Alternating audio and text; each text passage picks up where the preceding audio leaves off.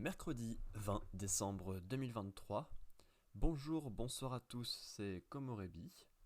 On se retrouve pour un nouveau live, vous l'avez sans doute compris.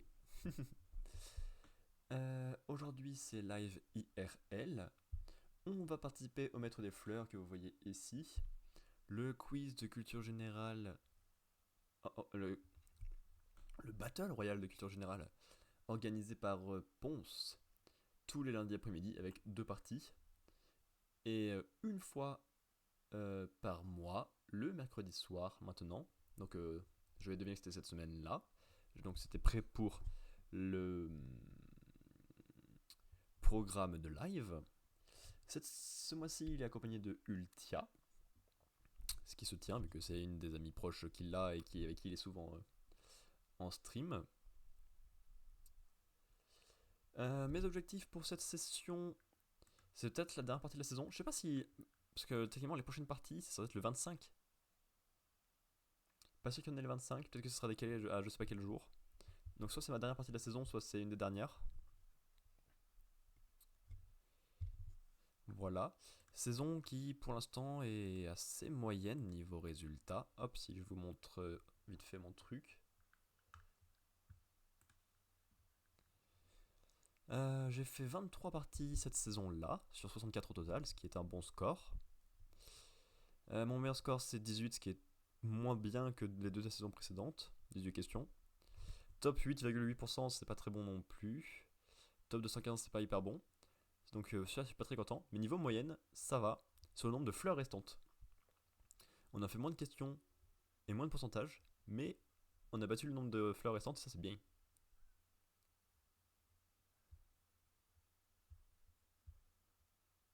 Voilà. Et on a un bon taux global. Ce qui m'intéresse aussi, c'est ça, qui est catastrophique.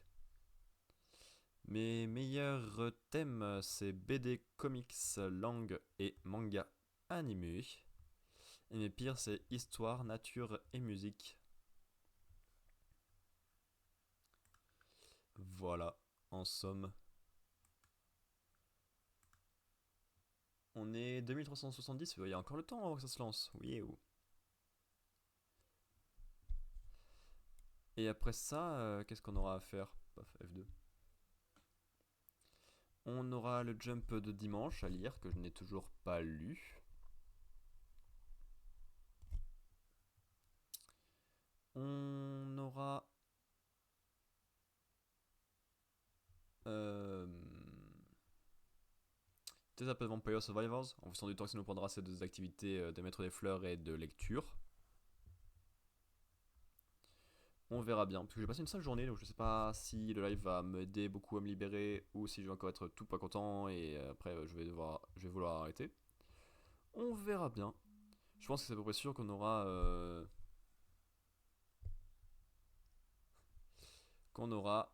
du coup la partie du maître des fleurs, puis un petit peu de euh,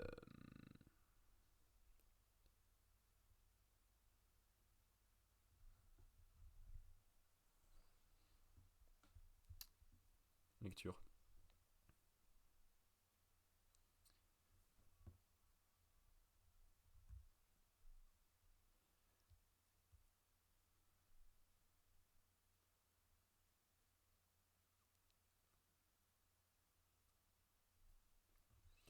Bon, en attendant, on va s'entraîner un chouille jeu, non pas jeu, live.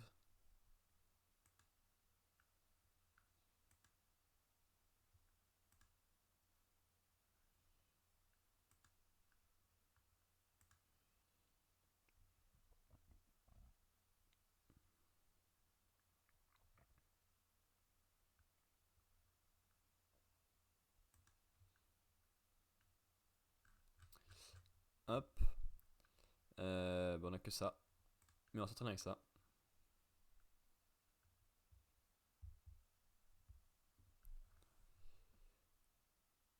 Oups. Un petit peu d'entraînement avec un quiz sur le film de Ridley Scott. J'en ai vu qu'un seul, qui est le dernier duel. Donc c'est assez peu. Je sais qu'il a fait Napoléon, je sais qu'il a fait Arthur, et je sais qu'il a fait Robin des Bois. Il a pas fait Arthur. Il a fait Christophe Colomb. D'accord, bah je savais pas, je pensais. Qui a fait Arthur alors? Ridley Scott. Il a fait Christophe Colomb. Ah, il a fait un film qui s'appelle Columbus. Non, 92 Christophe Colomb. D'accord, je savais pas. Je savais pas.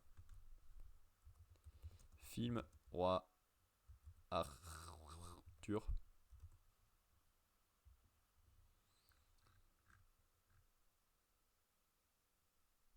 Guy Ritchie.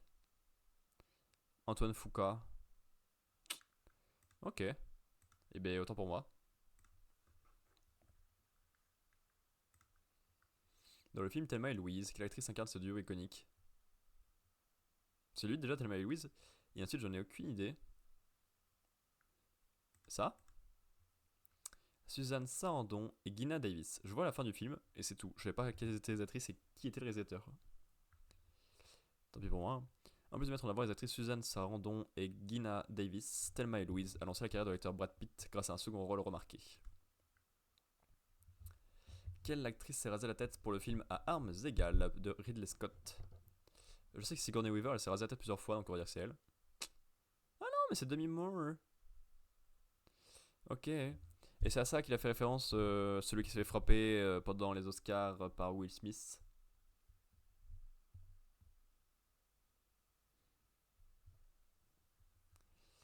Ouais. Quel est le nom du personnage incarné par Sigourney Weaver dans la saga de film Alien?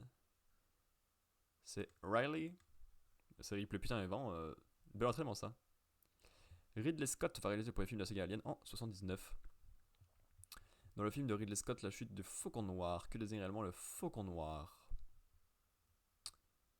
Un gang terroriste? Un hélicoptère, d'accord. C'est ce que j'aurais mis de base, mais je pensais que ce serait moins évident. Décidément. Ce film met en avant un hélicoptère UH-60 Black Hawk qui se fait abattre lors d'une opération contre des milices en Somalie.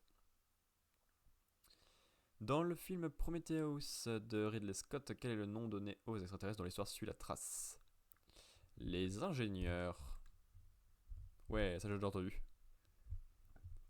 Et avec quel compositeur Ridley Scott s'est-il associé pour le film 92 Christophe Colombo? Elfman. Vangelis. Vangelis est très connu dans l'univers des musiques de films, notamment pour la musique de Chariot de Feu ou Blade Runner. Qui incarne Robin des Bois dans le film du même nom réalisé par Ridley Scott en 2010? C'est un des deux là. Russell Crowe. Dans ce film, c'est Cate Blanchett qui incarne Belle Marianne aux côtés de Russell Crowe. Quel est le nom du personnage principal du film Gladiator de Ridley Scott? Maximus Decimus. Autour de quelle famille tourne l'intrigue du film de Ridley Scott sorti en salle en 2021? C'est la famille Gucci. Ah, j'ai vu ça aussi en fait. J'ai vu House of Gucci aussi. Ok. Le film House of Gucci revient sur l'assassinat de Maurizio Gucci le 27 mars 1995. Il était le petit-fils héritier de Guccio Gucci. C'est très chiant à dire ça. Guccio Gucci. Guccio Gucci. Nanana. Le fondateur de la célèbre marque de luxe italienne.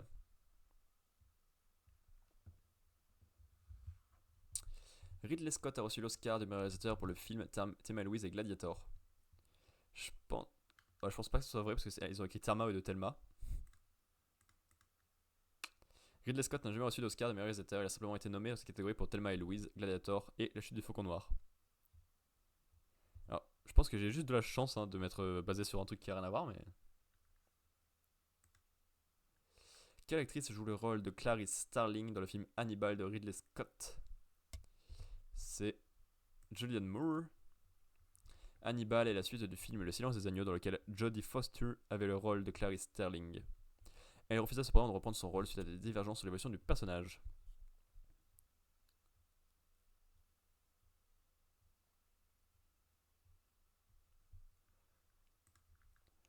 Quel film de Ridley Scott raconte l'histoire du kidnapping du petit-fils de J. Paul Getty, un joueur du pétrole? Black Rain? Le pétrole? Non. Tout l'argent du monde. Le film sorti en 2017 a fait parler de lui car l'acteur Kevin Spacey a été remplacé juste avant la sortie suite aux accusations qui couraient à l'époque sur lui. Certaines scènes ont été rejouées par un autre acteur. Quel acteur incarne Napoléon dans le film Napoléon de Ridley Scott sorti en 2023? C'est Joaquin Phoenix. Le film retrace les origines de Napoléon, son ascension rapide ainsi que sa relation addictive et explosive avec sa femme et unique amour, Joséphine. Pour quelle marque Ridley Scott réalise-t-il un film publicitaire très marqué en 84? Apple. La publicité pour l'Apple Macintosh réalisée par Ridley Scott. Phew. Juste au-dessus de la moyenne. Dur. Dur. On est 2700, mais ça se remplit pas ce soir. J'ai l'impression que les 4000 est arrivé super vite la dernière fois.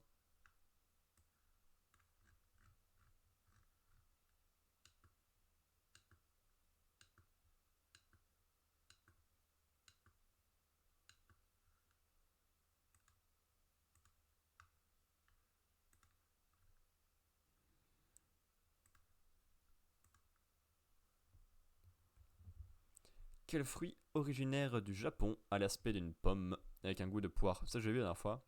C'est le nashi.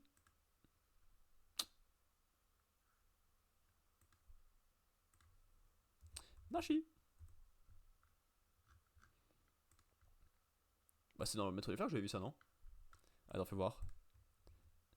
Nashi. Non. Bon, je sais plus où est-ce que j'avais vu.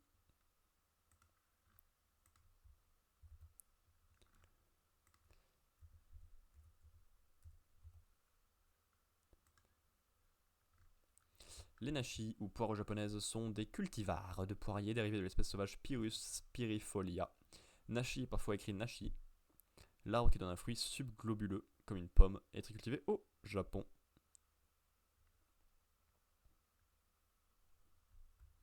Pouip pouip.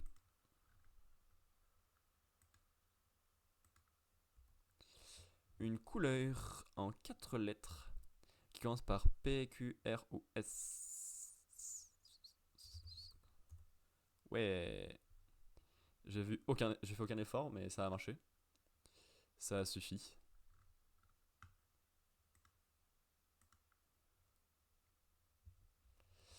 Alors, énigme. J'ai le rythme dans la peau. Je suis triste si je suis gros. Enfin, je suis une forme universelle.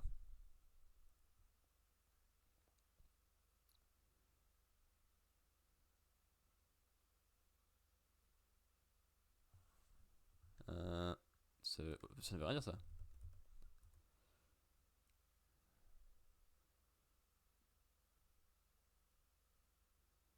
J'ai le rythme dans la peau.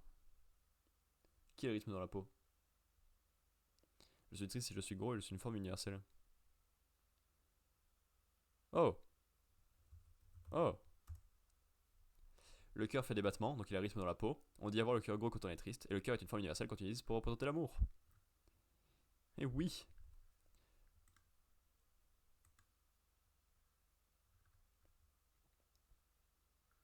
Ça, je peux pas.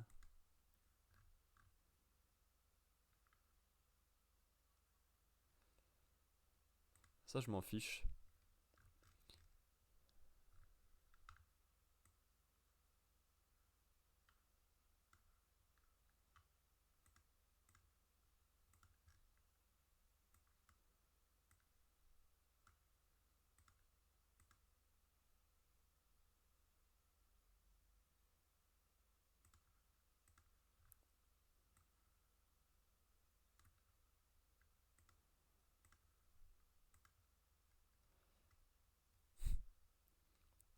Ok, on va se regarder les petites réponses des parties de lundi, parce que je vais pas vérifier.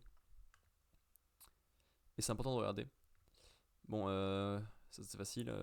Twilight, oui, je connais. Tournevis, je connais. Mercredi, je connais. YouTube, oui. Les L5, je connais pas trop. J'ai trouvé parce que je suis extrêmement intelligent, mais je connais pas trop. L5. L5. L5 est un groupe de musique français formé de 5 femmes qui ont remporté la première saison de l'émission Popstars, un télécrochet diffusé par la chaîne de télévision M6. Plus de 10 000 personnes avaient participé à divers castings organisés par la chaîne. Elles forment un groupe à 5 jusqu'en 2007. Par la suite, elles ne sont plus que 3, Louise et Joseph, ayant décidé de ne pas reformer le groupe avec ses anciennes partenaires, ainsi que Claire Litvin, qui ne fera pas partie vers la suite de l'aventure. Ok.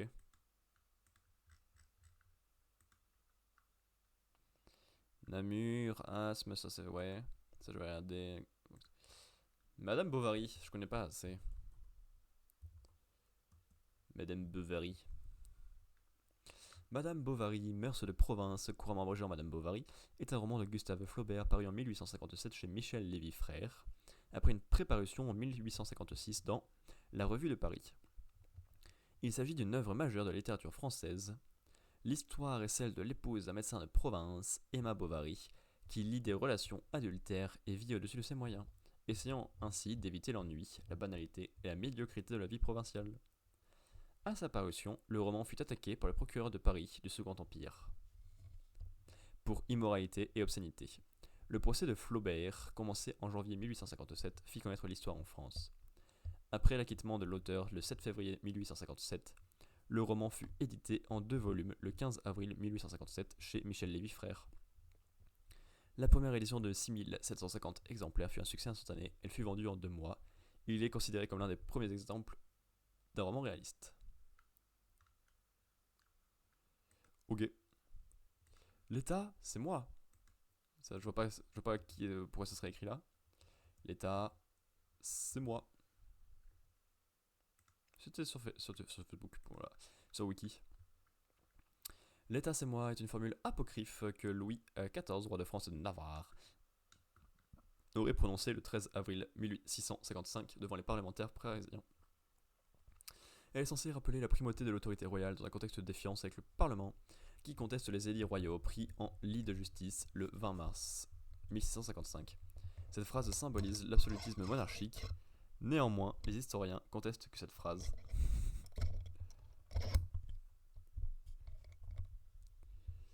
qui conteste les édits royaux pris en lit de justice, c'est déjà lu. Cette phrase symbolise l'absolutisme monarchique. Néanmoins, les historiens contestent que cette phrase, qui n'apparaît pas dans les registres du Parlement, ait réellement été prononcée par Louis XV. La paternité de la formule reviendrait à Pierre-Édouard Lemonté dans son essai sur l'établissement monarchique de Louis XIV et sur les altérations qu'il éprouva pendant la vie de ce prince, qui écrit « Le Coran de la France fut contenu dans ces 4 syllabes et Louis XIV s'est prononcé un jour, l'État c'est moi ».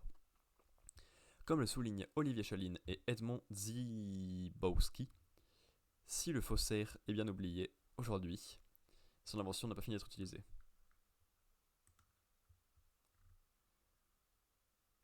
Ah, ok, apocryphe c'est que c'est pas nous. Bon, ça fallait juste savoir que Paint 3D c'est sorti après Discord. Ah, il y a un problème, c'est pas censé être...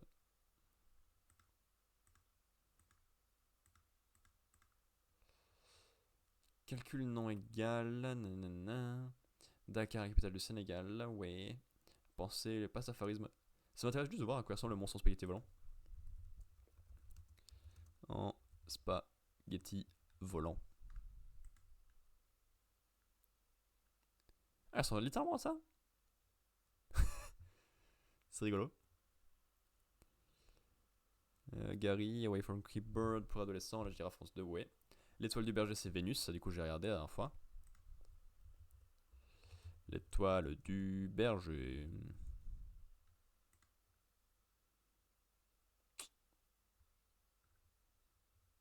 Pourquoi ça s'appelle comme ça? Berger.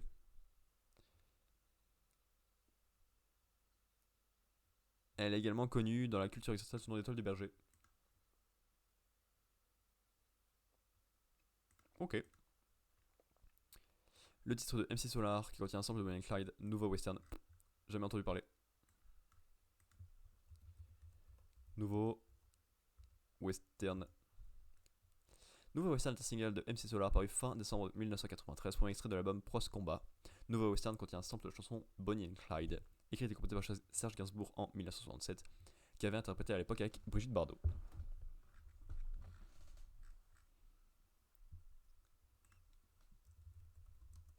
Nouveau western.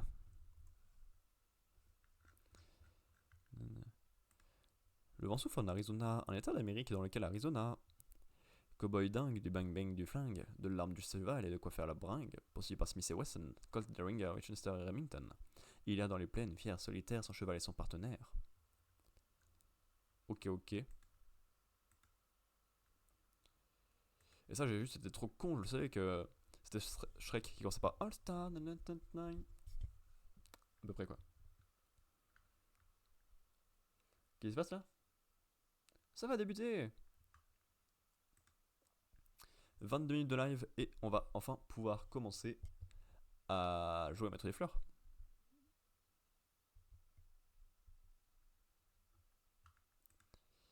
Ça va démarrer, ça va démarrer.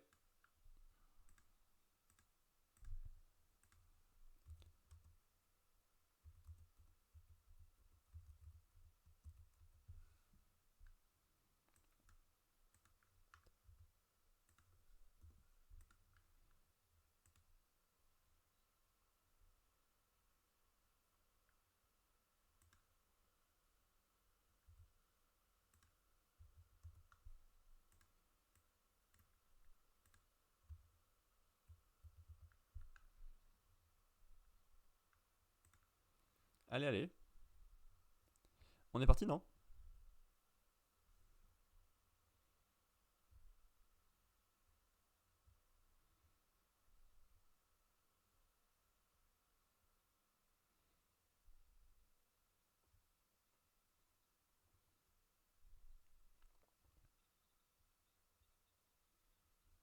Non?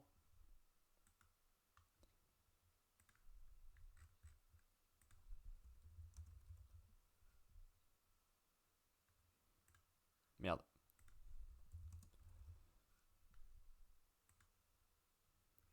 All Star est une chanson pop rock de 99 interprétée par le groupe d'Europe rock américain Smash Mouth.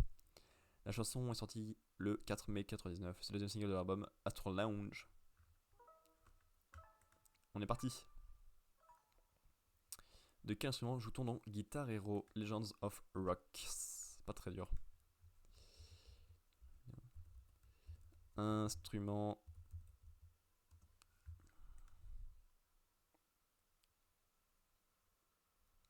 Ah, quand tu quittes le truc, tu peux pas changer de réponse? Ok.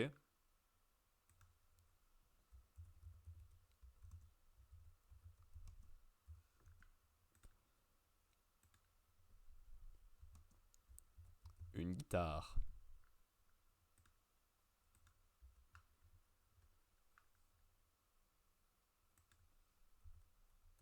Yeah, on va se jusqu'à la question 4 du coup.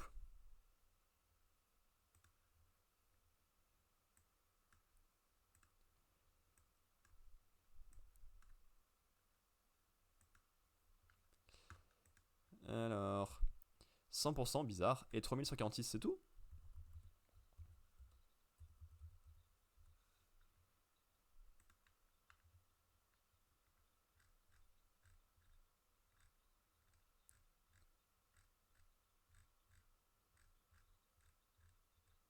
Là, il y a bien 4000 là. Le mois dernier. Et le mois d'avant. 4000 aussi. Pourquoi y a personne ce soir?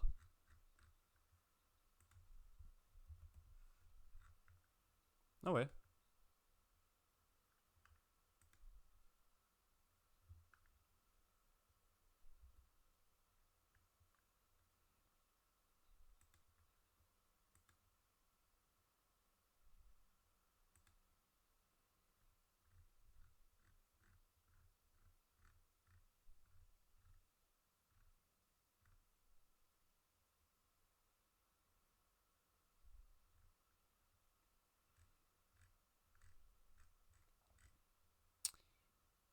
J'en étais où?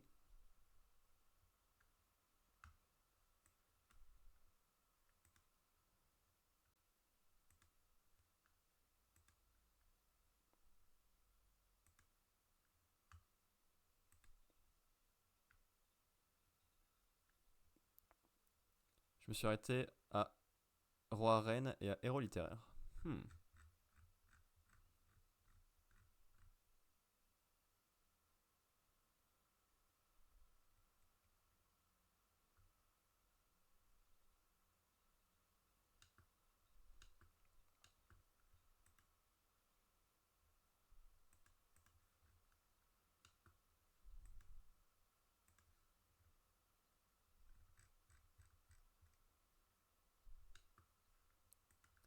Ok. Capitale des pays en stan. Trouver les capitales des pays terminant par stan. Hop là, je sais pas, j'en ai aucune idée. Afghanistan c'est Kaboul, Pakistan c'est Islamabad, Kazakhstan c'est Astana, Ouzbékistan c'est Tashkent, Kirghizistan c'est Bishkek, Turkménistan c'est Ashgabat, Tadjikistan c'est Dulcembe. En raison de générations de consanguinité, les parents du roi Charles II d'Espagne étaient plus étroitement liés que des frères et sœurs. Allez, quel petit coquin.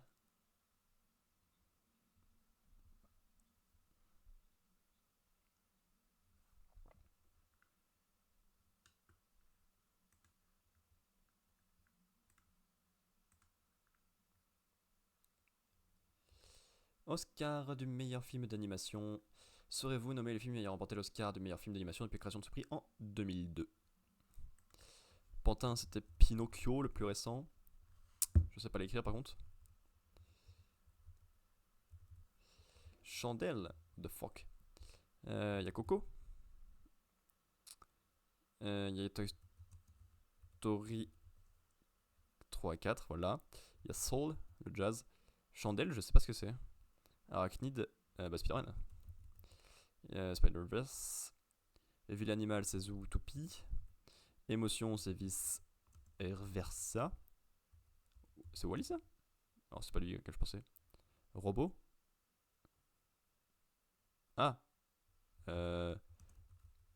Ça? Non bah non. La Reine des Neiges. Rebelle en meilleur film d'animation.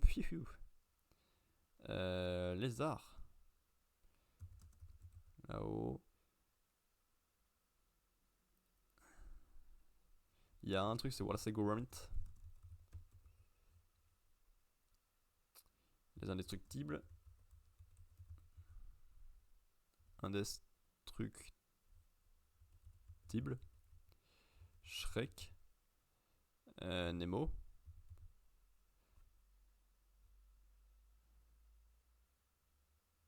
Manchot.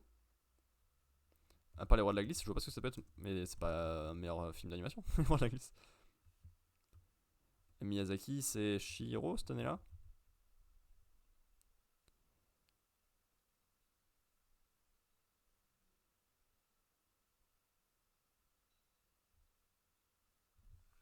Fait chier, c'est les Disney et les Pixar que j'ai raté. Ah non. Manchot, c'est Happy Feet, j'ai pas vu et bof. Rongeur, c'est Ratatouille, putain, évidemment. Lézard, c'est Rango, excellent film. J'y ai pensé, mais j'avais plus le nom. Robot, c'est Nouveau Héros, c'est ce que j'ai mis tout à l'heure avec Big Hero 6, mais j'ai plus le nom français. Et Chandelle, c'est Encanto, oui, effectivement, la petite chandelle. L'indice, c'était pas assez parlant pour moi.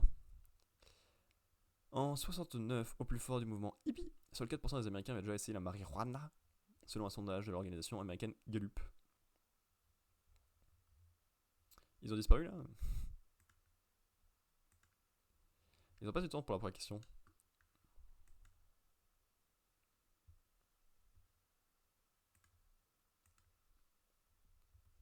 Ville brésilienne ou footballeur brésilien. Pour chaque proposition déterminée, c'est choisi d'un nom d'une des 100 villes les plus peuplées du Brésil, ou de celui d'un joueur de football champion du monde de la classe Seleção. Ce qui est bien, c'est que je ne connais ni la géographie du Brésil, ni le football. Pratique. Belletti, c'est un footballeur. Vitoria, c'est une ville. Natal, c'est une ville.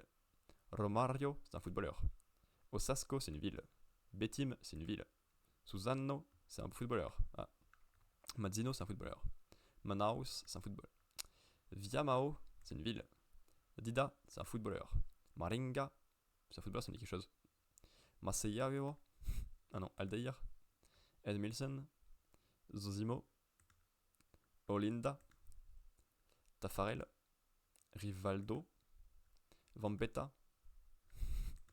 Au hasard total, j'en ai aucune idée. Romario, c'est foot. Romario, Edmilson, Dida, Mazzino, Belletti, Aldair, Zozimo, Rivaldo, Tafarel et Vampeta, c'est foot. Par contre, Vittoria, Natal Betim, Viamao, Osasco, Olinda, Manaus, Maringa, Maceió et Suzano, c'est des villes. Pendant longtemps, Frank Baird a été le seul membre de ZZ Top à ne pas porter de barbe, mais il a finalement cédé et s'en est laissé passer une en 2013.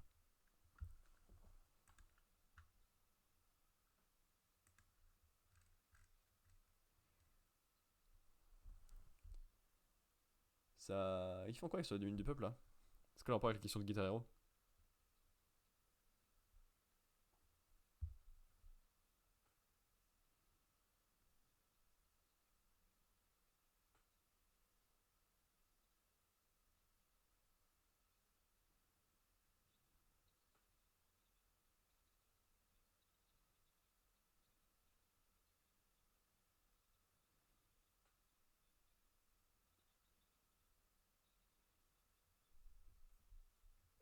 Ah, on va y retourner là, je pense. Et donc pour l'instant, il y avait 3 mauvaises réponses. Et il y a 129 personnes qui ont 2 vies. Et 3017 à 3 vies, tels que moi. Ah non, ils sont à nouveau sur les dunes du peuple.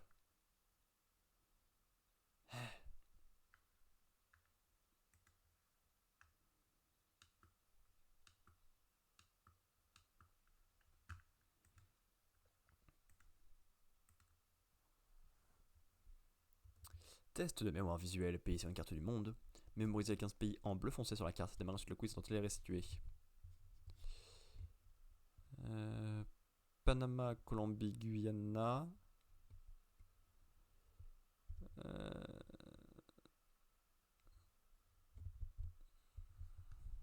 De fou, de fou. Japon, Arabie Saoudite, Panama. C'est pas la Colombie ça. Je suis nul. Ça c'est l'Autriche. Non. C'est la Hongrie. Ça c'est...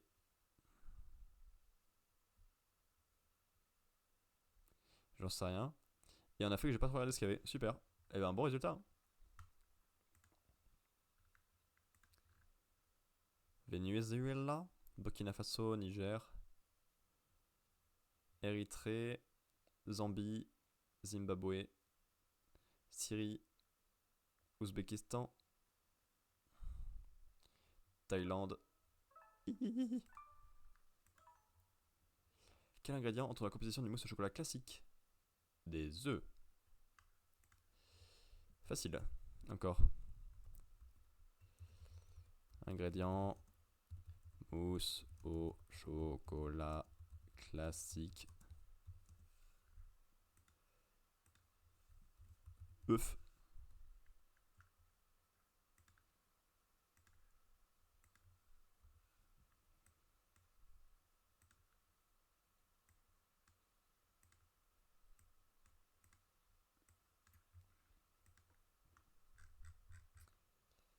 C'est quoi la recette classique?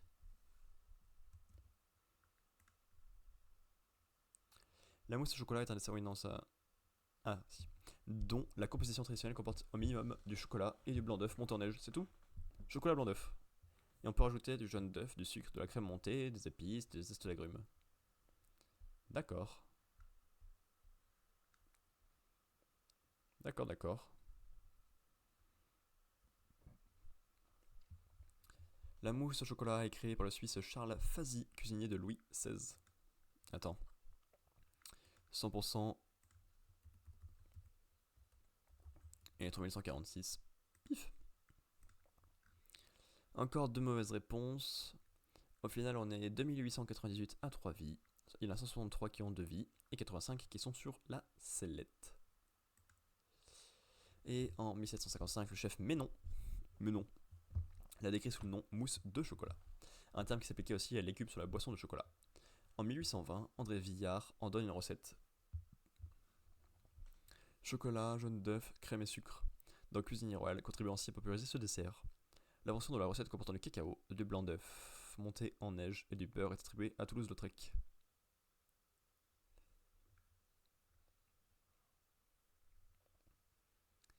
Il existe de nombreuses recettes de mousse au chocolat dont la composition peut varier. Elle contient toujours au minimum du chocolat et classiquement des blancs d'œufs montés en neige ou parfois de la crème fouettée avec ou sans gélatine. D'autres ingrédients sont parfois incorporés, des jaunes d'œufs, du lait, de la crème ou du beurre, voire des épices.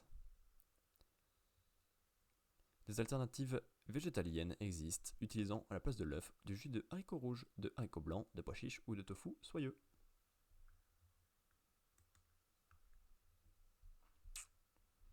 Ok, ok.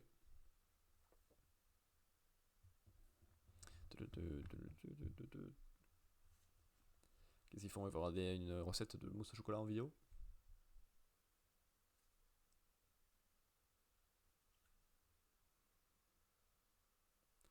Ça semble parce que du coup mon écran là, il est affreux niveau pixelisation. C'est une vieille télé, donc elle est très proche et pas très fou. Donc ça fait mal aux yeux.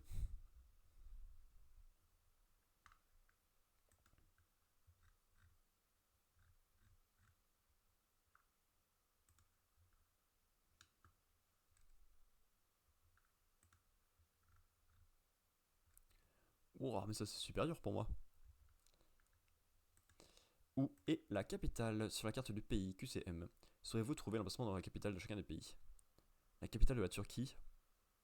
Là, j'en ai aucune idée. La capitale des États-Unis, c'est ici. La capitale de l'Inde?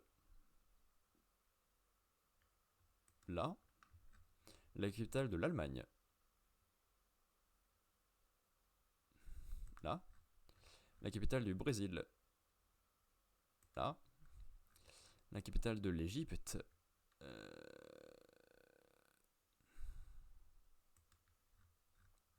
La capitale de la France? La capitale de l'Australie? La capitale de la Chine? La capitale de l'Espagne? La capitale de la Suède? La capitale du Maroc? Là. La capitale du Royaume-Uni? La capitale du Canada? La capitale du Japon?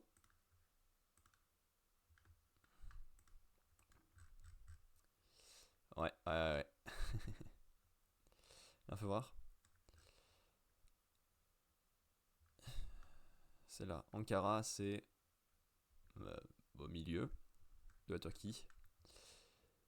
Washington DC, c'est ici aux États-Unis, je savais. New Delhi, c'est en haut au milieu de l'Inde. Berlin, c'est plus à l'est que ça, ok. Rio, c'est clairement au milieu. Oh, je pensais que c'était plus sur la côte. Le Caire, c'est ici, au pied du pic. Bon, Paris, je sais où c'est. Canberra, c'est à l'est. Pékin, c'est au niveau de ce petit pic là. Madrid, c'est au milieu. Ça, Stockholm, je savais où c'était. La petite humeur là. Rabat, c'est au nord, bien collé. Londres, je sais où c'est. Ottawa, c'est à l'est. Tokyo, je sais où c'est. À vol d'oiseau, Atlanta est plus proche du Canada que de Miami. Ok.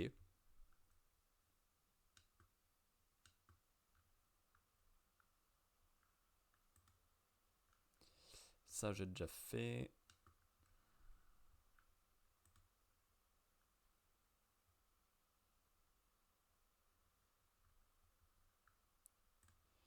Ensuite, ville du monde sur une carte par lettre S. Pouvez-vous nommer les villes affichées sur la carte ci-dessous? Chacune d'entre elles commence par la lettre S. Il y a Sydney. Je regarde pas du tout les lettres, je regarde pas du tout les lieux pour l'instant. Je mets les villes que je connais en S. Et ça va être vite limité. Séoul, bien sûr. Pas sûr qu'on l'ait là. Strasbourg? Non. En Espagne, des villes en S. En Angleterre? En Russie? En.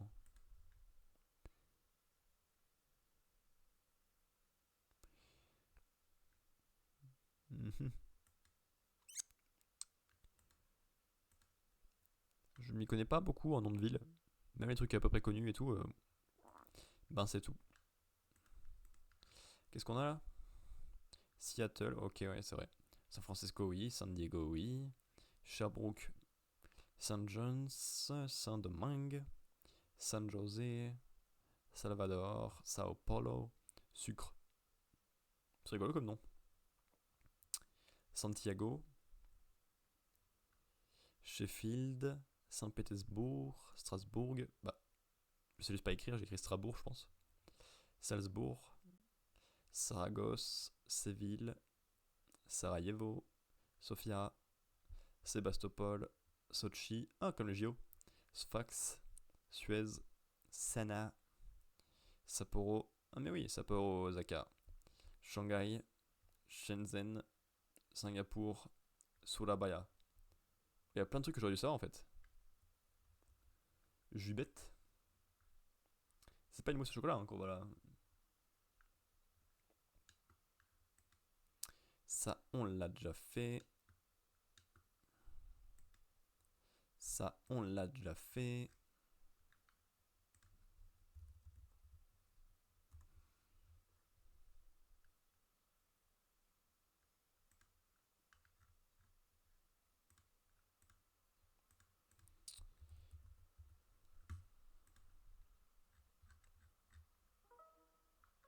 Waouh. Louis XIV a été roi de la France. Ouais, dur, dur. Histoire, pays, Louis, XIJ. La France. Dur, dur le début. Hein. C'est pour ça que je trouve ça super intéressant. Le début est extrêmement simple. Genre, vraiment. Et d'un coup, paf, t'as un gros bloc. Là, j'ai eu tout juste les 9 premières questions. Et d'un coup, paf, paf, paf, tout perdu. Là, hop, tout juste les 10 premières questions. Et là, tout perdu. C'est fou comme enchaînement. Encore 100%. Et on est. Merde. 3066. Soit 97% des joueurs déjà. On n'a pas eu 3%. Avec 8 mauvaises réponses. La 4 mauvaises réponses, 272 AFK. On est 2777 à 3 vies. Il y a 210 personnes à 2 vies. 80 personnes sur la sellette et 80 personnes qui sont KO. Louis XIV.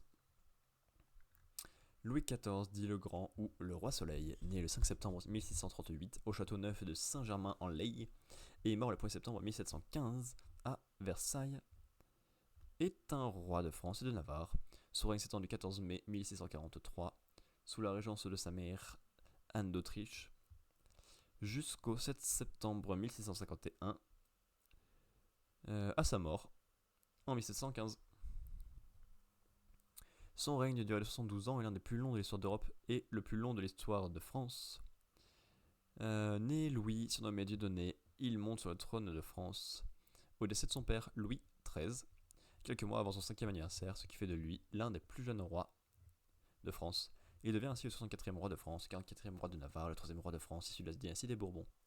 S'il n'aime guère que son principal ministre d'État Colbert fasse référence à Richelieu, ministre de Louis XIII et partisan intransigeant de l'autorité royale, il s'inscrit néanmoins dans son projet de construction séculaire d'un absolutisme de droit divin. Usuellement, son règne est divisé en 3 parties. La période de sa minorité, troublée par la Fronde, de 1648 à 1653, durant laquelle sa mère et le cardinal Mazarin gouvernent. La période allant de sa mort de Mazarin en 1661 au début.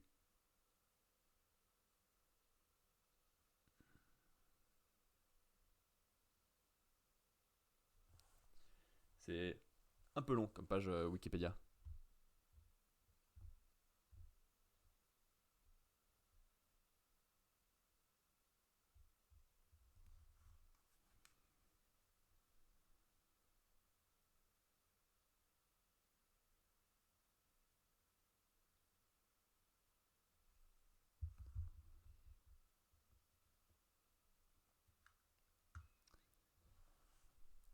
Ok.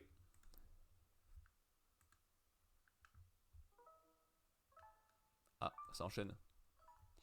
Dans le logiciel Excel, par casting débute toujours une formule de calcul égale. Mais ça, on l'a eu la dernière fois. Ça me dit quelque chose. Signe, début,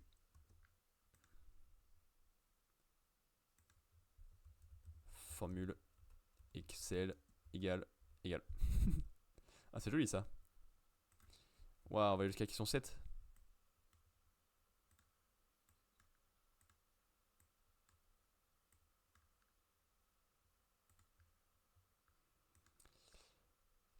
« 94.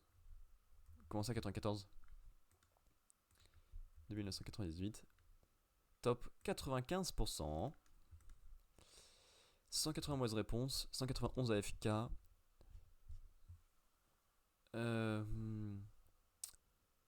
3 vies. On est 2550 à 3 vies. Il y a 359 personnes à 2 vies. Il y a 81 personnes en danger. Et 128 personnes KO.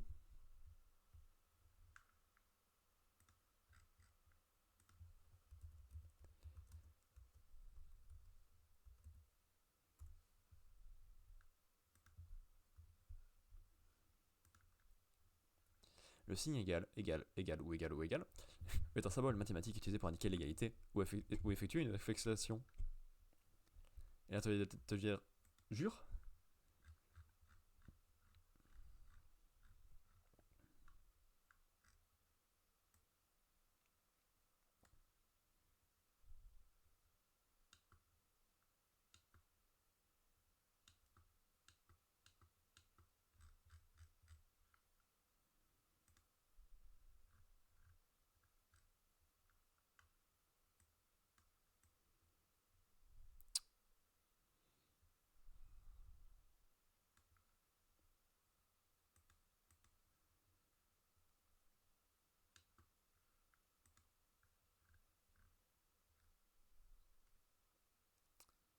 Est-ce qu'ils vont lancer un truc là ou pas?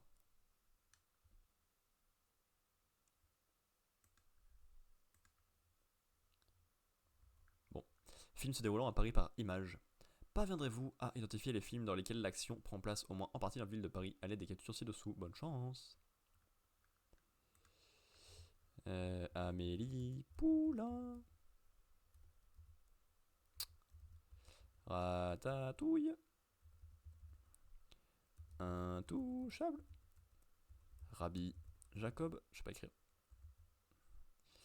Un Indien dans la ville. La haine. Ça, je sais pas ce que c'est. Ça, c'est le dîner de con. Ça, je sais pas ce que c'est. Celui de Notre-Dame. Ça, je sais pas. Cyrano, ça? Bon, c'est une tenue mousquetaire, effectivement.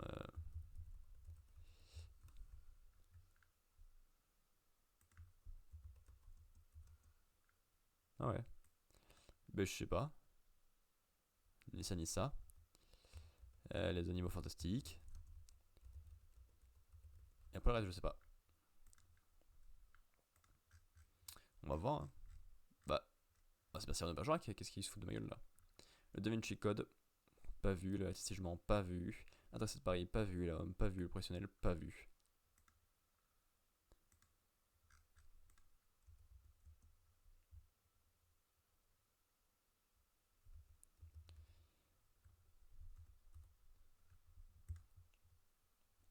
Da Vinci Code est un roman avec... Non, pas le roman du coup. Da Vinci Code, ou le Code de Da Vinci au Québec, est un thriller réalisé par Ron Howard, sorti en 2006. Mais Ron Howard, c'est le mec qui est balèze là. C'est pas du tout lui, je pensais. Le film est une adaptation du roman éponyme de l'américain Dan Brown et compose le premier volet de la trilogie cinématographique de Robert Langdon, mais est en fait le second volet de la pentalogie littéraire après Angers Démon. Le film est sorti le mercredi 17 mai 2006 en France et a fait le jour même l'ouverture du festival de Cannes. La sortie mondiale a eu lieu le 19 mai 2006. Il a connu des critiques mitigées. Une nuit, le professeur Robert Langdon, éminent spécialiste de l'étude des symboles, donne une conférence en France. Après son intervention, il signe ses livres aux personnes venues assister à son intervention. Il est alors approché par le lieutenant Collet, qui lui demande de venir d'urgence au musée de Louvre.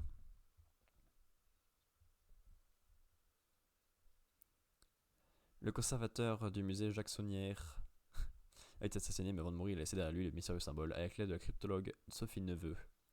Langdon va mener l'enquête et découvrir des signes dissimulés dans les œuvres de Léonard de Vinci.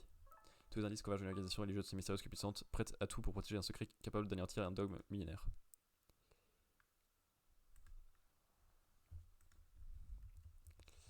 Musique. Nationalité. Angèle. Belge.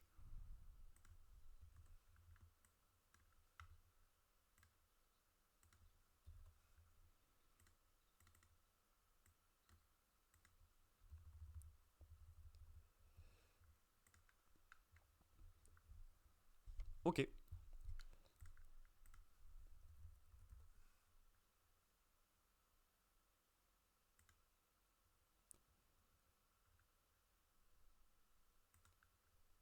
Angèle van Lycken, dite Angèle, née le 3 décembre 1895 à Uccle, Bruxelles capitale, est une autrice, compositrice, interprète, musicienne, productrice, actrice et mannequin belge. 96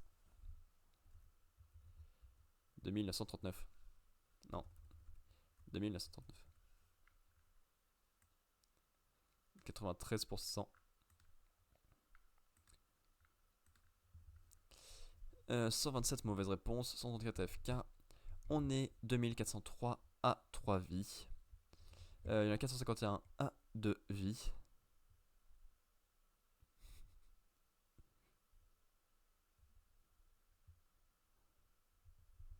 « 85 à 1 vie, donc en danger, et 59 qui sont KO.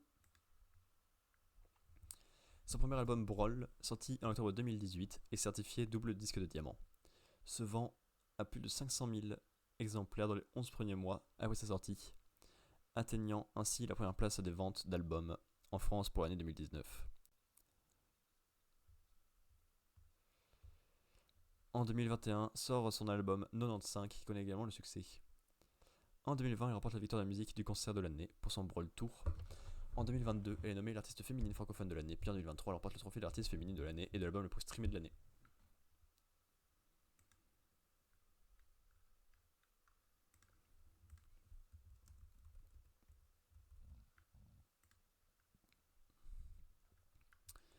La traversée de Paris est un film franco-italien de Claude Antalora, sorti en 1956. Inspiré de la nouvelle de Marcel Aimé intitulée Traversée de Paris, paru initialement en juillet 1946. Le film repose sur le thème du marché noir en France pendant la Seconde Guerre mondiale.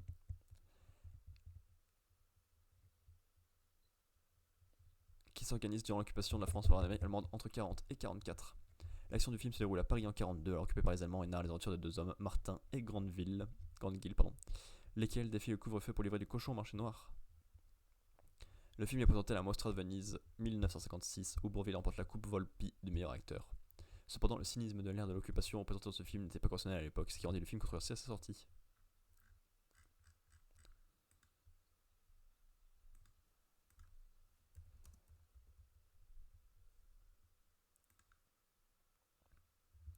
La décision est un film français réalisé par Thomas Guilou, sorti en 1997.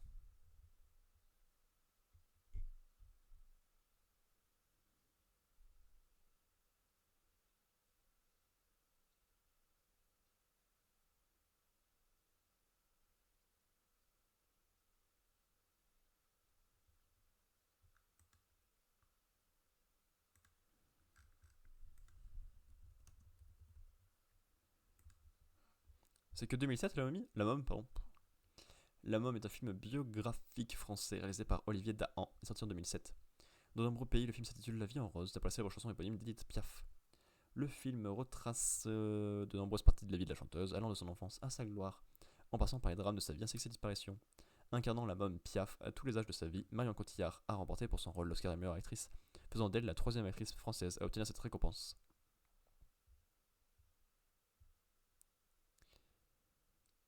Également lauréat de la Scar du meilleur maquillage pour la transformation radicale de l'actrice en son personnage, le film est ainsi le premier long métrage intérieurement tourné en français et a remporté 2 Oscars.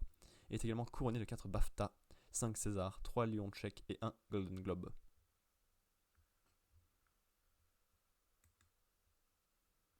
Ensuite, Le Professionnel.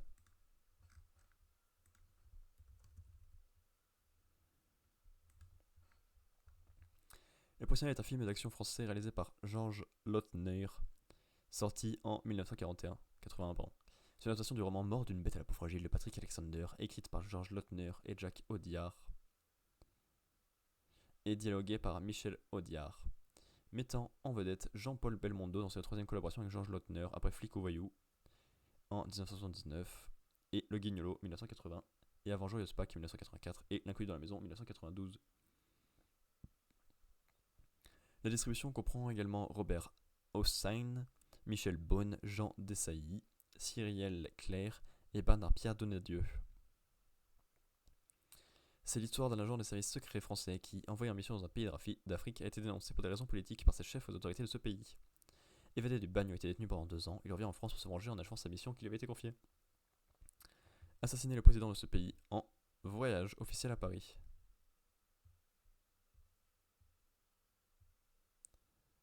Sorti en salle en France le 21 octobre 81, le professionnel a rencontré un grand succès commercial, totalisant 5,2 millions d'entrées au box-office. La musique d'Ennio Morricone est également célèbre grâce au thème Shimmei, composé quelques années auparavant, en 71, pour un autre long métrage, Madalena, de Jerzy Kawalerowski. Le film avait été un échec et le morceau reste méconnu jusqu'à ce que Bebel l'écoute et décide de l'intégrer au professionnel, choix gagnant puisque le film, tout comme la musique, connaîtront un grand succès. Shimmei sort même un single et devient disque d'or en 81.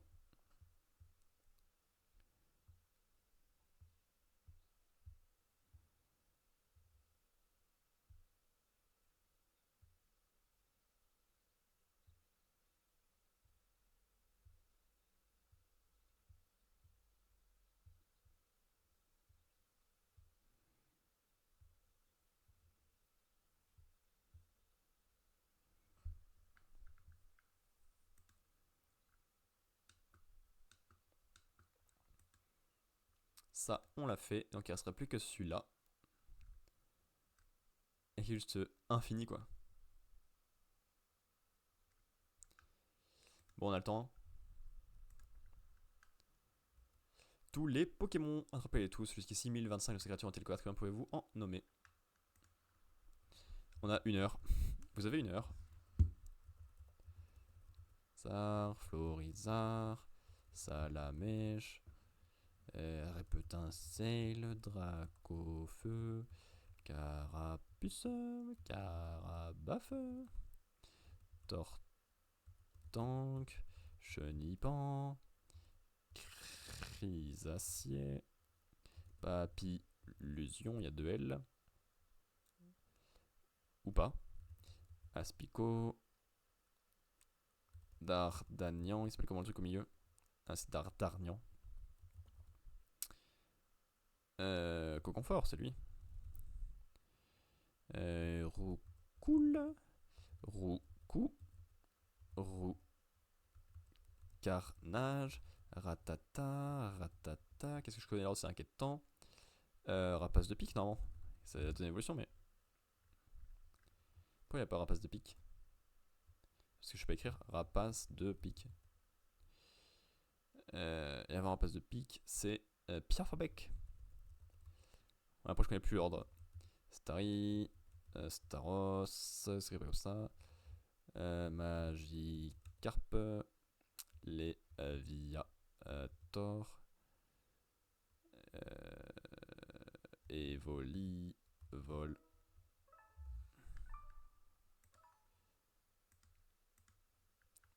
Dans Pokémon rouge-bleu, quel est le poisson qui va remettre votre Pokédex? Jeu vidéo, vrai, nom du professeur dans Pokémon rouge et bleu. Chaîne.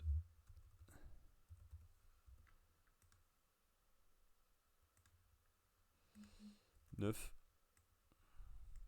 Allez, on va suivre 9 questions. Ce qui va nous faire monter aucune moyenne, mais c'est déjà ça.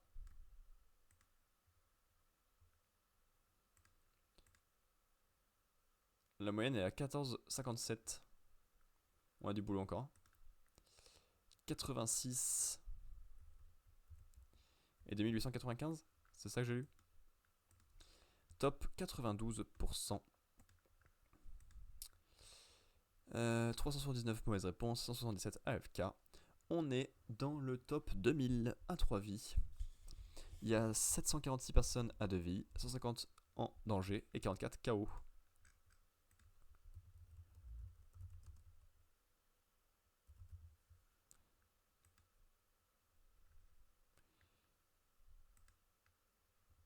Le professeur Shen est un scientifique spécialisé dans les Pokémon. Il est surnommé le prof Pokémon du fait de son savoir incomparable sur ces créatures. C'est lui qui offre les Pokémon aux dresseurs novices vers l'âge de 10 ans. En plus d'après Pokémon, il leur fournit un Pokédex qui sert à recenser tous les Pokémon, ainsi que des Pokéballs. C'est aussi le grand-père de Régis, le rival de Sacha. Il leur remet leur premier Pokémon, respectivement Carapuce et Pikachu. Le professeur Shen a formé de nombreux scientifiques Pokémon, tels que les professeurs Orm et Seko. Ces grands scientifiques Pokémon renommés dans le monde entier. Il est assigné dans ses recherches par Jackie, depuis le début du troisième arc de la série. Parallèlement à ses études, il s'occupe de tous les Pokémon que le dresseur des Bourpaillettes lui envoie en pension. Il a également cherché à résoudre le mystère de la GS Ball, mais sans succès. Il y a 40 ans, alors qu'il était un observateur Pokémon, il rencontra Celebi qui envoie dans le futur. À l'époque, il possédait un Rattata et un Roucoule. Il fait également mention qu'il possédait autrefois un Poisson Roi et se faisait appeler alors Samy. Diminutif de Samuel, parce que c'est Samuel Shen.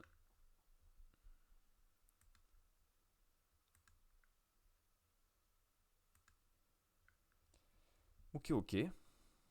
Pour l'instant, ça va. C'est pas très dur non plus, quoi. On va pas se le cacher, c'est même plutôt simple.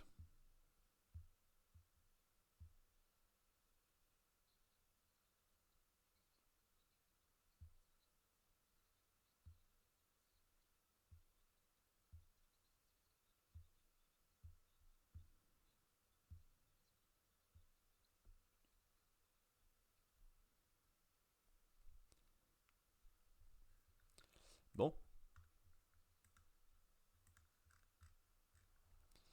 la suite. Moins pratique du coup de s'arrêter mieux, mais Mew, tout, Draco, Mini, Draco, Dracolos. Si on se fait tous les starters, sinon il y a qui? Gobu, Flo et Bio. C'est pas comme ça. Ah non! J'utilise une pause pour faire 2 Pokémon.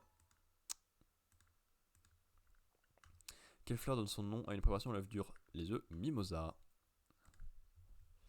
Gastronomie. Fleur donnant son nom à une préparation d'œuf Mimosa. On ira à la question 10. Wouhou!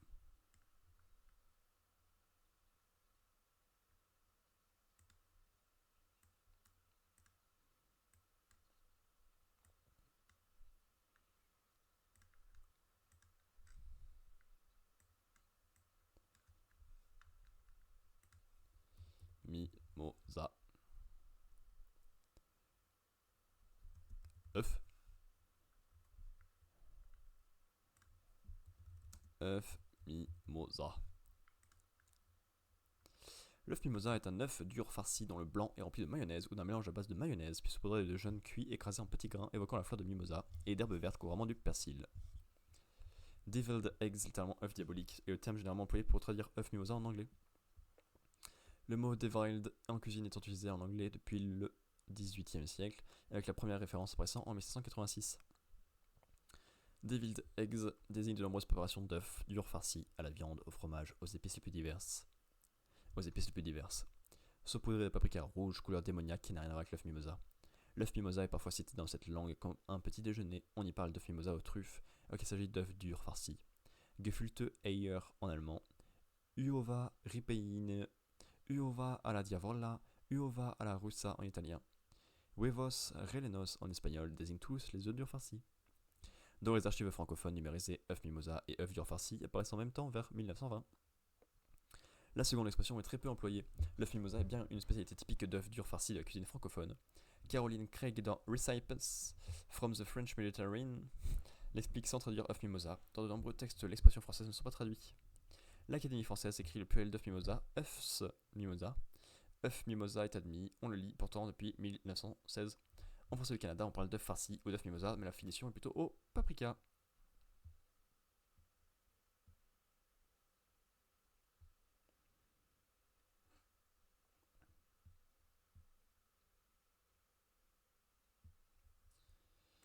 Ok.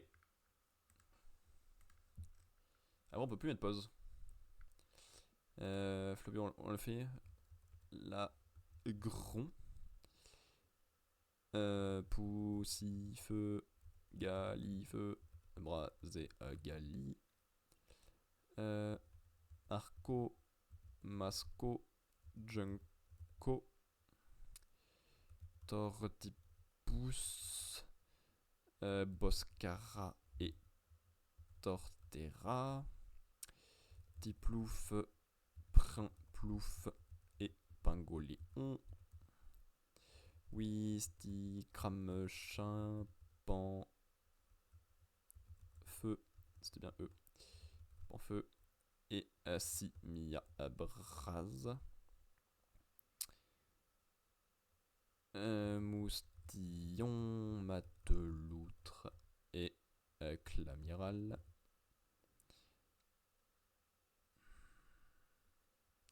Alors, Gros Tichon et Rotiflame, il s'appelle comment le Pokémon de base? Guricui, bien sûr. Et ensuite, c'est Vipellière, Lianaja et Majespic. Majaspic. Ok. Dans X et Y, c'est Marisson, Bogueris et Blin des Pics. Fenec. Roussil et Goupelin. Et pour l'eau, c'est Grenousse. Amphinobi et Croix-Poral. J'écris quoi? Parole. Croix-Poral. Ok.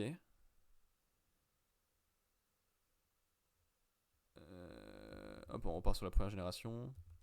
Krabi, Krabos,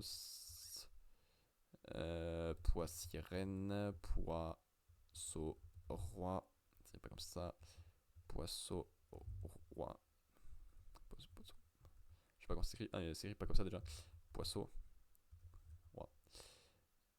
Un sécateur, Cisaiox, avec un A, merci.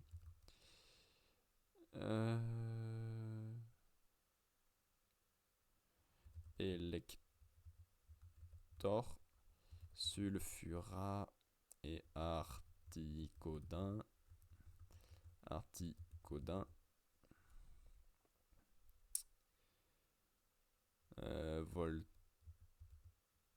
Voltorb et Electrode. Phantominus, Spectrum et Ectoplasma.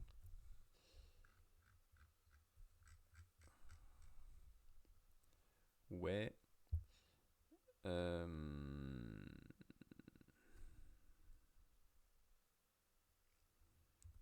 Zacian, Zamazenta, Dialga, Palkia,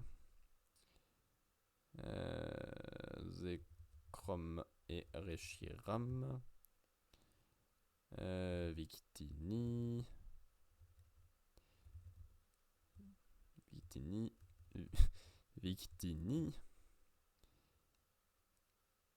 Sankoki, Charcos, Dinoclier, Bastiodon,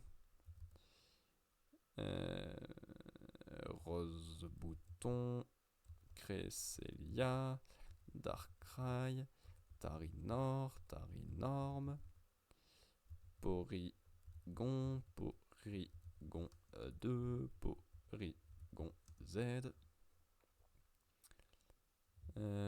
Filali, Givrali, Noctali, Mentali, couleur Mentali,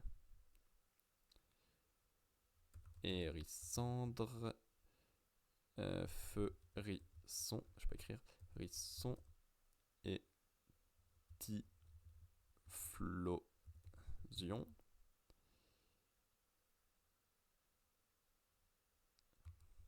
Crocodile. Alligator.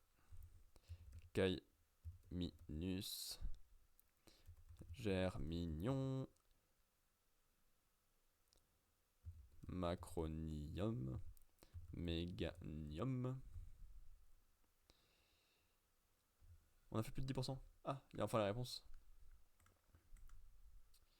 99%. 2849. De quel animal s'agit-il lorsqu'on parle de lombric, un ver de terre? C'est toujours pas dur, hein. Type d'animal, lombric, ver de terre. Ça fait déjà cette question et on se fait chier comme un rat mort là.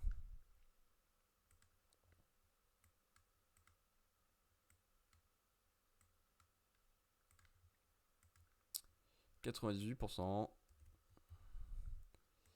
On a encore 2786, c'est fou, c'est énorme. 89%. 66%, non, 66 mauvaise réponse. 163 AFK. On est 1865 à 3 vies. Il y en a 733 à 2 vies. 188 qui n'ont plus qu'une vie. Et 63 qui sont KO.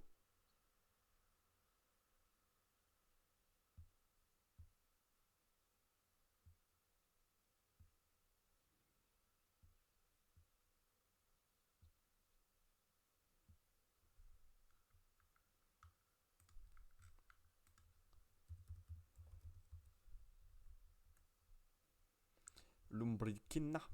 Le sous-ordre des Lumbricina regroupe l'ensemble des vers de terre ou lombriciens, soit 13 familles et plus de 7000 espèces décrites. Et des Aplotaxida, très nombreuses non encore connues, surtout dans la région tropicale. La quasi-totalité des espèces européennes appartient à la famille des Lumbricidae. La géodrylologie, du grec ancien que terre, vers, étude discours, et la branche de la zoologie, dont l'étude est l'étude des vers de terre. Les spécialistes de cette discipline sont appelés géodrylologues.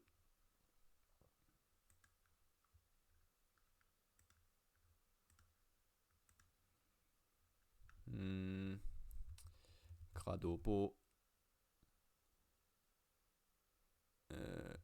Griquenote. Carmache. Karcha. Croc. Quelque chose comme ça. Karcha. Croc. Karcha. Croc. Bah, je dis Karcha. Karcha. Croc. Riolu. Lucario. Je suis pas du tout en train de me baser sur ma génération préférée hein, pour trouver tout ça. Pijaco. Itran. Giradina. Manafi.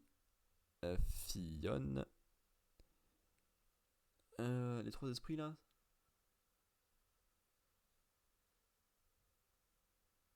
Ils s'appellent comment les trois esprits là?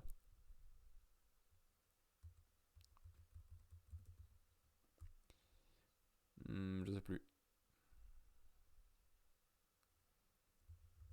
Feuilloutant. C'est pas comme ça. Feuillajou.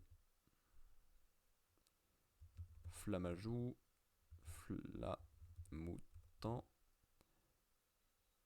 Flotajou. Flotoutant.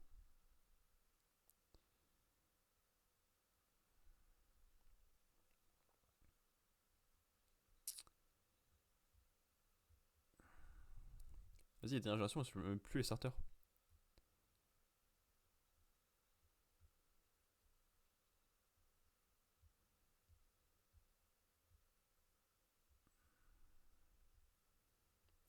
Poussacha. Miascarade. On a vu un résultat. Ah, bon. La mer au sud de la France est la mer Méditerranée. Il faut forcément 2 R. Euh, c'est moche ça.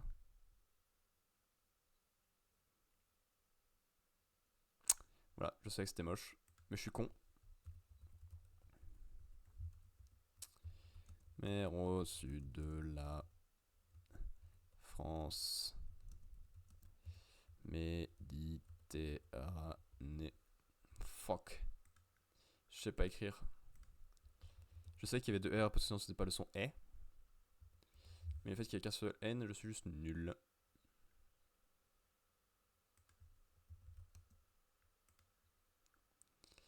La mer Méditerranée est une mer intercontinentale presque entièrement fermée, bordée par les côtes d'Europe et du Sud, d'Afrique du Nord et d'Asie de l'Ouest, depuis le détroit de Gibraltar à l'ouest, à l'entrée de la mer de Marmara à l'est et au canal de Suez au sud-est.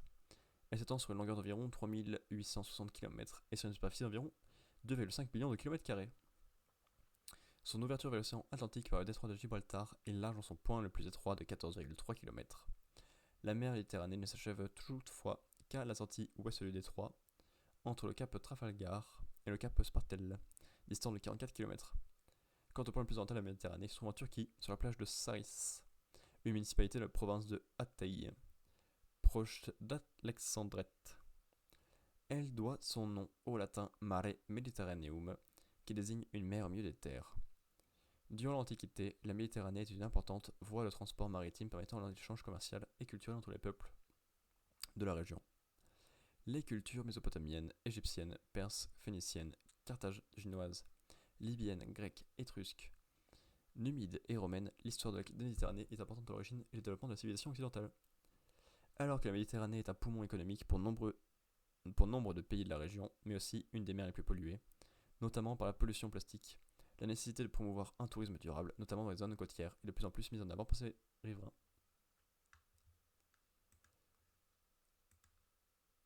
Bon bref, on s'en fout. C'était un poil long. J'ai un score de 3.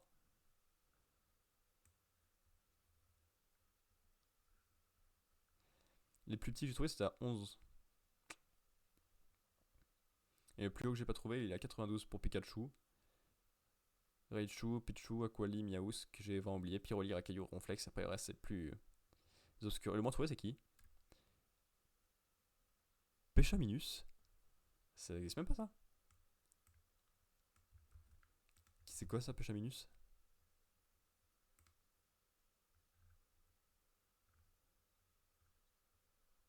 Mais il existe même pas.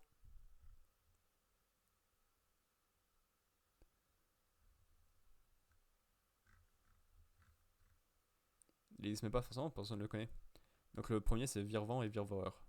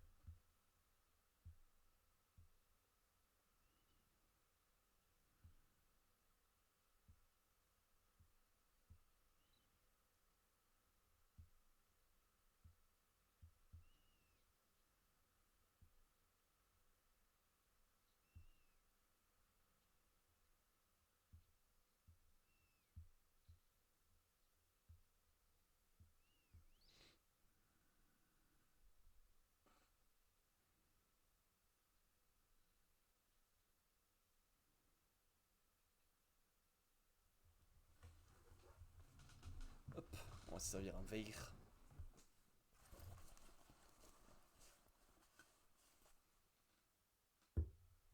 Hop là, ma petite boisson.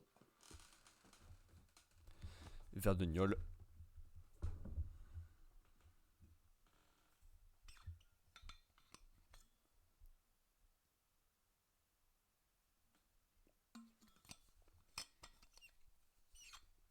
Ah, pas mal ce fond d'eau là, c'est vraiment super agréable.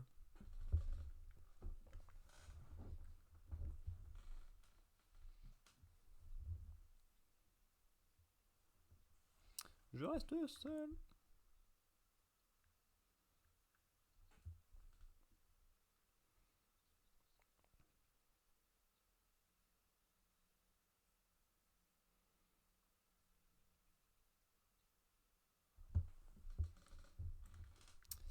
Alors, bon, on va faire notre jeu. On va essayer de deviner un film.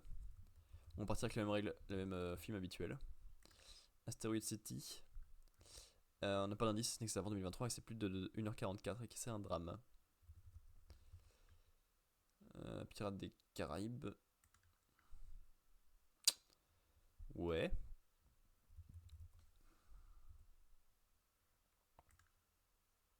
Ok. Entre 2003 et 2014, action drame.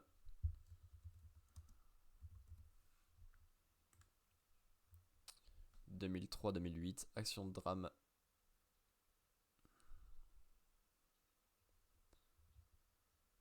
C'est Chicken Little de fou là.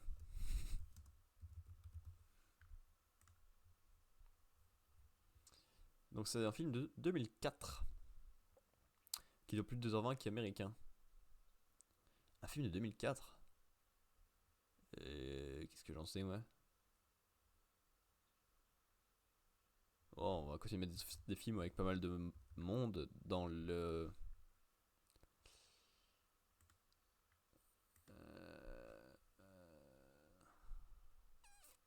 Dans le casting, voilà, merci. Accident Drum Thriller 2003-2005, donc c'est 2004.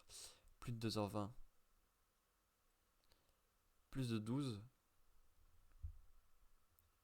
Est-ce qu'il y a eu un Alien en 2004? Non. Est-ce qu'il y a eu un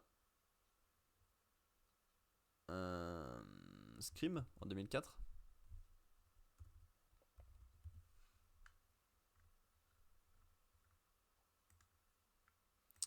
Non. Est-ce qu'il y a eu un... Hop, on va voir le résultat. 62 qui savent écrire, bravo à vous. Moi je suis un abruti qui sait pas écrire. Et donc 2679. Top 85%. 967 mauvaises réponses, 220 AFK.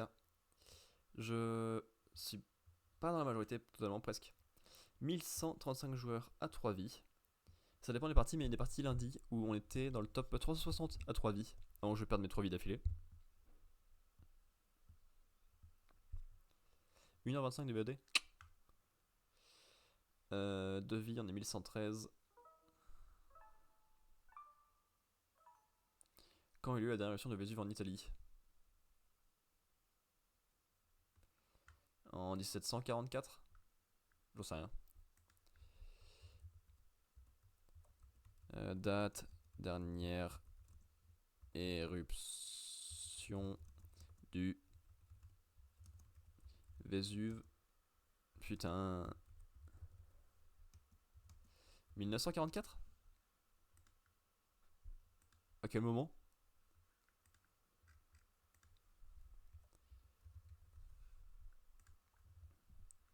Le Vésuve ou Mont Vésuve est un soma, on n'a pas le temps. 24%, ouais, c'était une question difficile ça.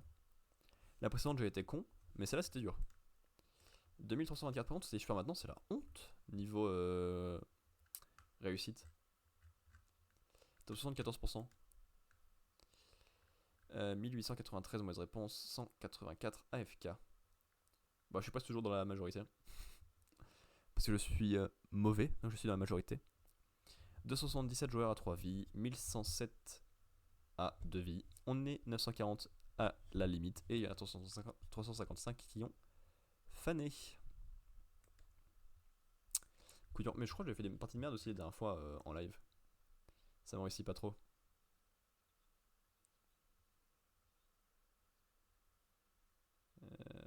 Hop. J'ai fait 11 questions. C'est littéralement la même chose. J'ai perdu 9, 10 et 11. Et là pour l'instant je perds 9, 10. Est-ce que je fais les mêmes parties à chaque fois en live? La partie de merde. Et celle d'avant.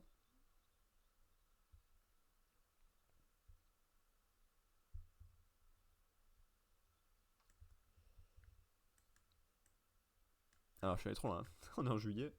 C'est octobre moi qui m'intéressait. Mi-octobre, là. 9, 10, 11, c'est là que j'avais vu, pardon. Donc c'est mi-novembre que j'ai pas vu. 12, 15, 16. Ah, c'était mieux. Ok. Il fait quoi comme film en 2004?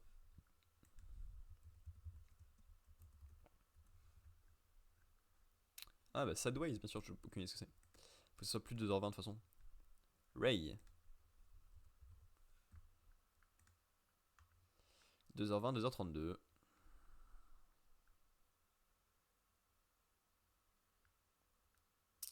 2h20, 2h32.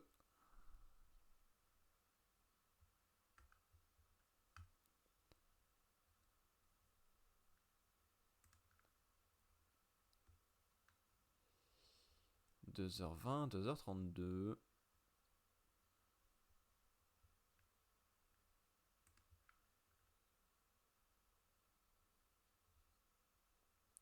Bah, il y a seulement rien qui correspond.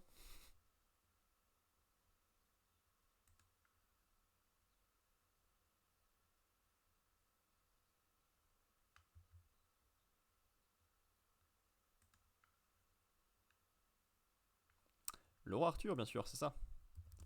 Roi Arthur. 2h20, 2h32 toujours.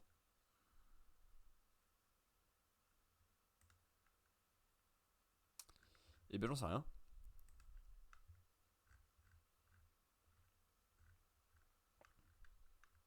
Harry Potter.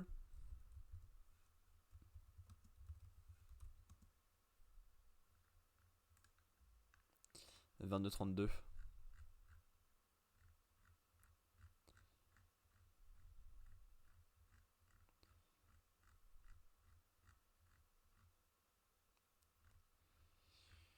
2h22, 2h32. J'ai aucune idée de ce que ça peut être.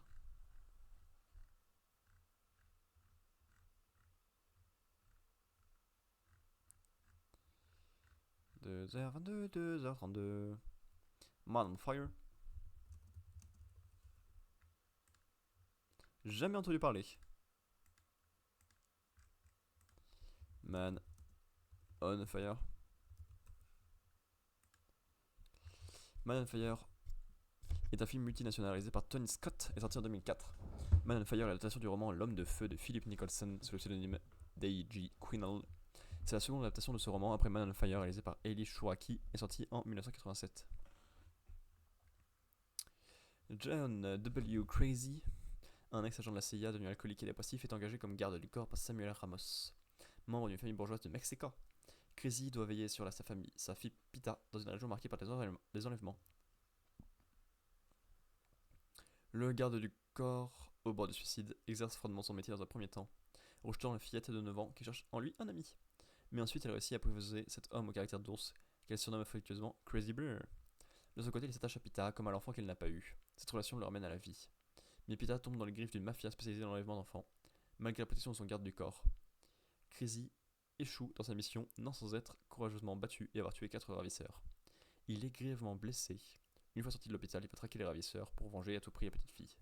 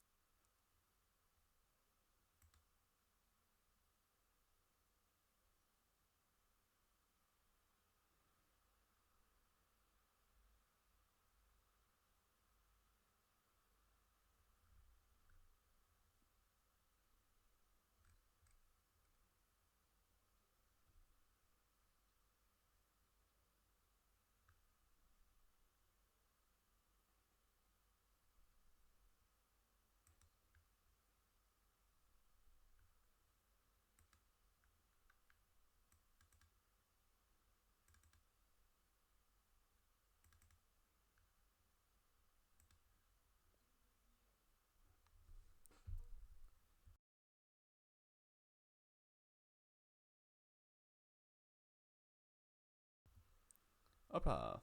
On vient de crier bonne nuit à la maison, c'est parfait.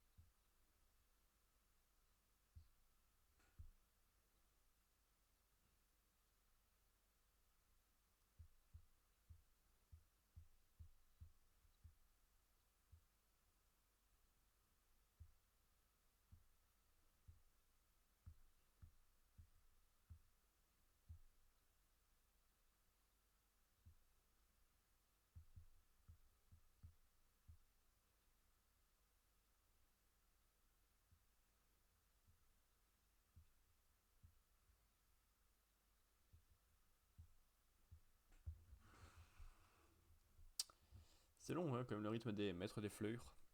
C'est mieux quand je fais ça en bossant. Quoi?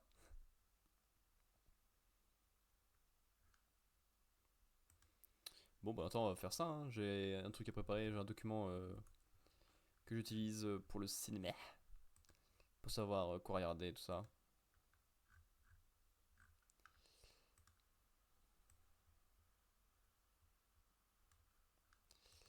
Alors, dans mon cinéma principal, le Val Arena, le premier qu'il y a, c'est The Marvels. Donc ça y a plus, ça y a plus. The Marvels, oui. Ensuite, c'est Hunger Games et Napoléon. Ça non, ça non. Hunger Games, oui. Napoléon, oui. Wish et Thanksgiving. Wish, Thanksgiving, ça n'a pas bougé. Ensuite, Noël de Peppa Pig, c'est pas un vrai film, on s'en fout. La tresse soudain seul et Noël joyeux.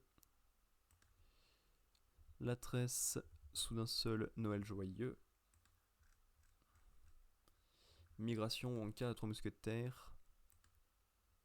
Migration.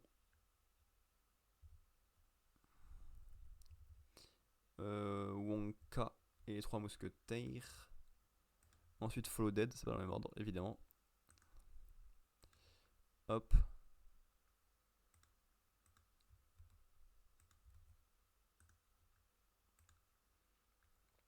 Et Follow Dead. C'est le bordel, ça. Ça, c'est pas sorti, on est d'accord.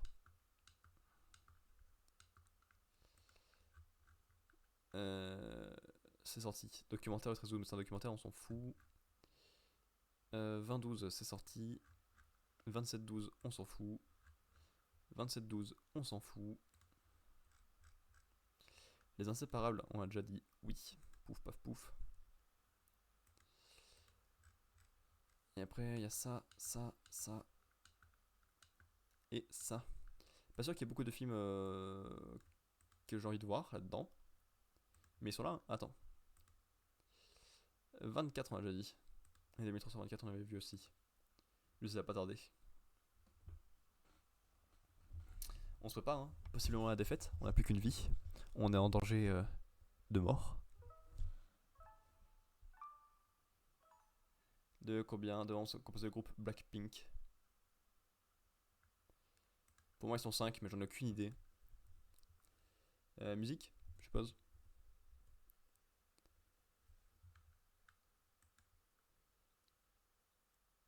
Voilà, 4. Super. Excellente partie. Nombre, membres du groupe Blackpink.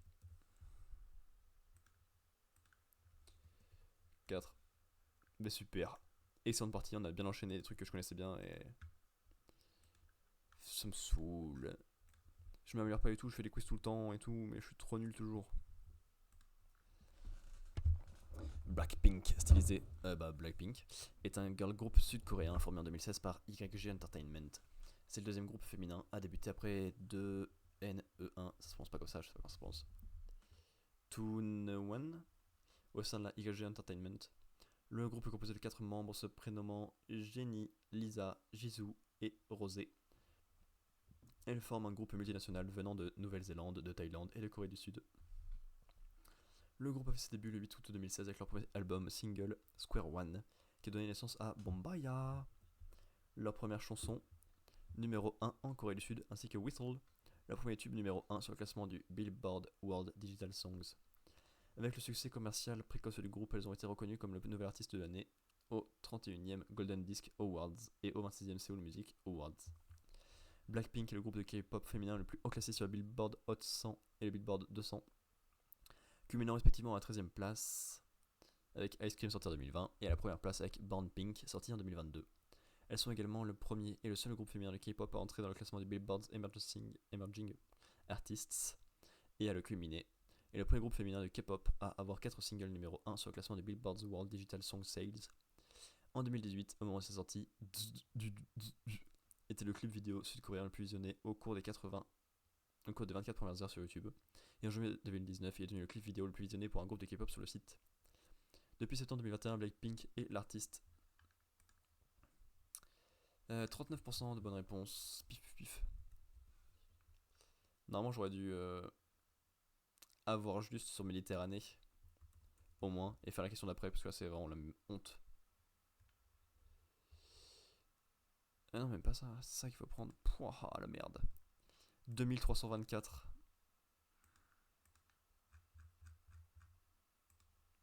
C'est affreux. 2324. Nickel. Pire score de la saison.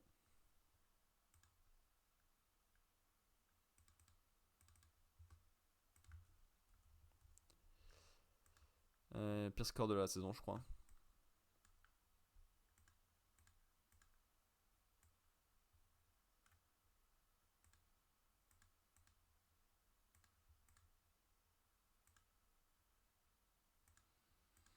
Ah, ça bouge l'ordre. Maintenant, c'est histoire, musique et nature les pires. Et BD comics, jeux vidéo et manga animé les meilleurs. Et pour les records, hop. Ça, 65. Et ça, 24 parties cette saison. Et là, hop, on a niqué la moyenne. Ici. Ouais, on a niqué toutes les moyennes en fait. Pas mal, pas mal.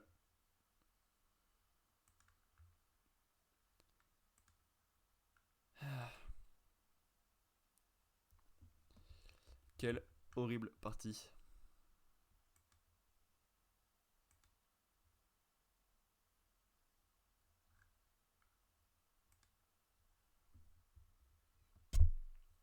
Pardon.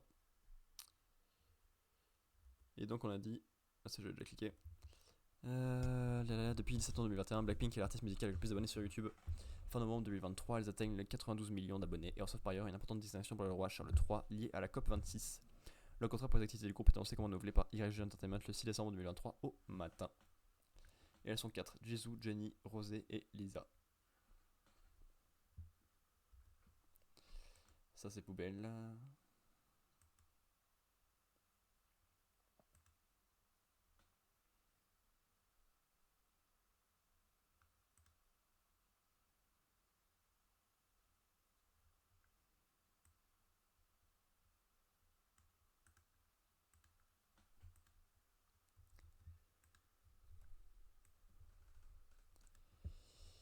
Aïe aïe aïe. Nul nul nul nul nul nul nul nul nul nul nul nul nul nul. C'est moi.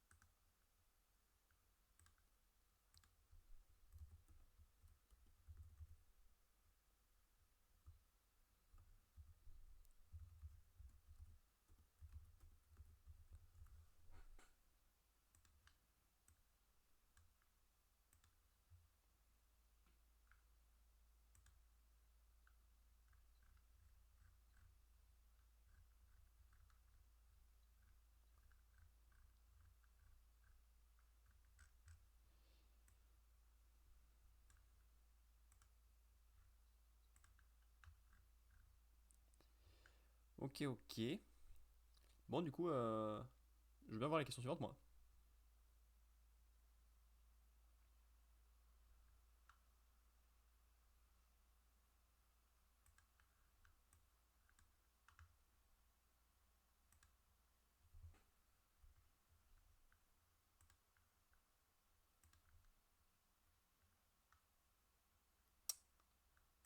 C'est stupide ça, monsieur. Pouif. Et par contre, je vais changer ça. Pouette, pouette, pouette.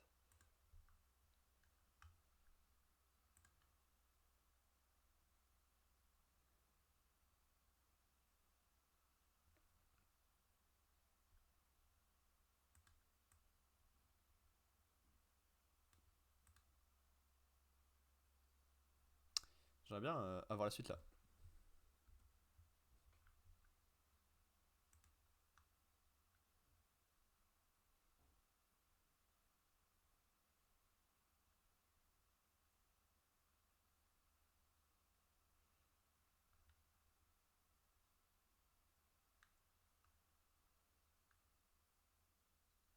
Bon, on va partir en pause. YouTube, c'est à demain, du coup. Et nous, Twitch, on se retrouve dans 5-10 minutes pour lire le jump numéro 3 de 2024. À toutes!